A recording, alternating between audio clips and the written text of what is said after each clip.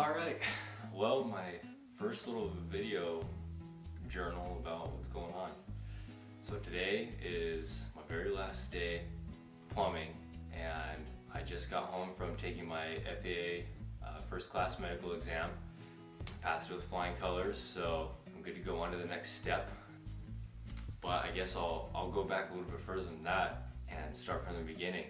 Ever since I was really little, like super young, when I was 4 or 5, when I was in preschool, I lived in Syracuse, Utah by Hill Air Force Base, and I would always hear the F-16 fighter jets flying over when they were doing their training runs, and I'd always run outside to go see them.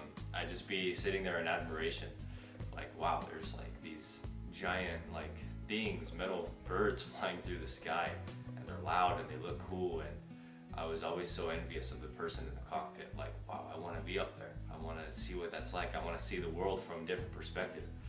Starting there, my passions just got high for aviation. My dad would always come visit me. I think it was every Wednesday or like every other weekend. We would go to the Hill Air Force Base Museum. We'd go check out all the airplanes that they had in there. They had stuff from every generation. They had like Wright Flyer, like the Wright brothers airplane model in there, and they had World War II bombers, and they had jets and just new stuff like a Blackbird in there. Like, it was awesome. That was before I could read or anything, but I knew all the names of every airplane in there. Like, I could go in and I could say, oh, that's this plane, and that's this plane. Oh, and that's the Mitchell from World War II. Oh, that's the P-51 Mustang. And I was little, I couldn't even read yet, and I was learning it all. I wanted to go there every single week, and I never wanted to stop, and I would love it. That was my favorite thing. I got super invested into that when I was young too, just very, very passionate about flying.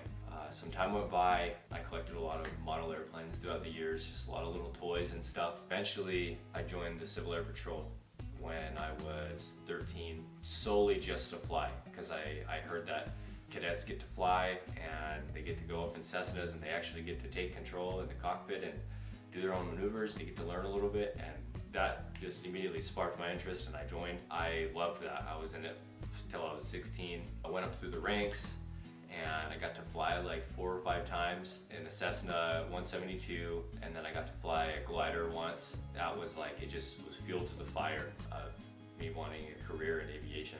When I was about 15, I got started with remote control airplanes. I flew those all the time, like every weekend or just days during the week in the summer with my good friend Dave that taught me how to fly, and he was a retired Delta pilot and also retired from the Navy, a fighter pilot that would land on aircraft carriers. So I always looked up to him, and he was always a big role model for me. So it was really fun always flying remote control airplanes with him, and he helped me out a lot too. He gave me a lot of equipment to get started. Looking back, the passion that I had, and he wanted to help drive that too, help drive it forward, and help me always know that I pursue a career in it. Anything's possible.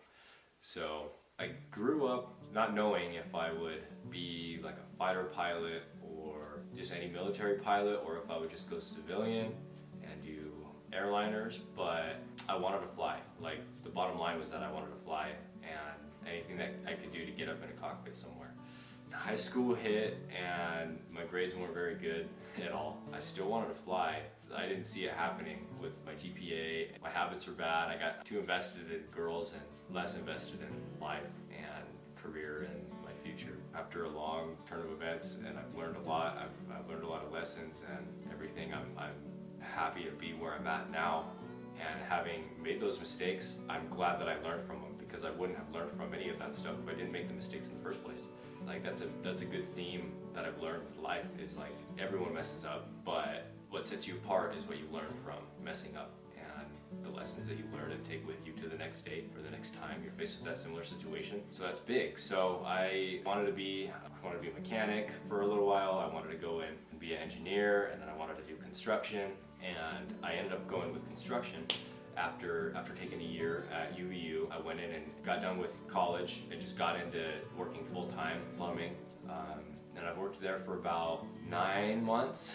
It's probably like 8 to 9 months today. This is my last day here now, and it's crazy moving on to something different. I learned a lot in plumbing, and I've learned a lot about a lot of life lessons there too. I love the guys that I work with. They're an awesome crew. We're like family now because it's the same 6 guys that we work with every day. And it's hard to leave them, and it's hard to leave them behind and go pursue my dream and follow my passion. I'd be happy in it in the long run, and I know I'll be happy with flying. Here I am today. I've found the school that I want to go to up in Heber called Pilot Makers. They seem like an awesome school. I'm excited to start flying. My instructor Thomas seems really cool, fun to work with, and he seems to like me right now. We'll see how that goes in the future, but yeah, I'm excited to get started flying. I just passed my medical exam today. I got my iPad, I got my headset, I got my textbooks. It's all coming together like really, really well. It just seems right because of how smooth this is coming together.